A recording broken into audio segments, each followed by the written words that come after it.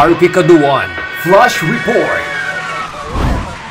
Mayor naman ng South UP at asawa nito hawak na ng PNP-CIDG dahil sa kasong murder. Ang dalawa ang tinuturong mastermind sa pananambang at pagpatay sa Vice Mayor ng nasabing bayan noong nakaraang taon. Si Mar Gabriel para sa detalye.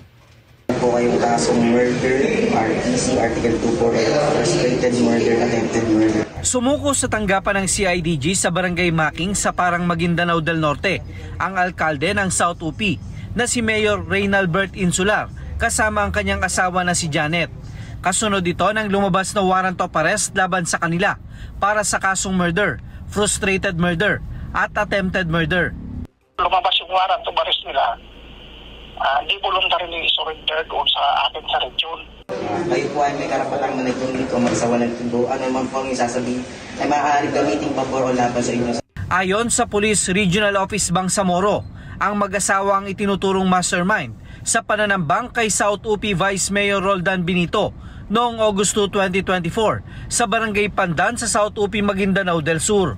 Patay sa ambush si Benito at ang kanyang security aide na si Weng Marcos. Sugatan naman ang asawa ng vice-alkalde na si Barangay Chairperson Annalyn Benito, gayon din ang minor de edad nilang anak.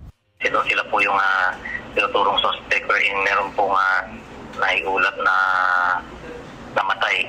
I think that was last year. Hindi ko po nakuha yung exact details kung napasok po ba siya sa election-related natin. Nasa kustodiya na ng CIDG Cotabato ang mag-asawang suspect habang hinihintay ang commitment order mula sa korte.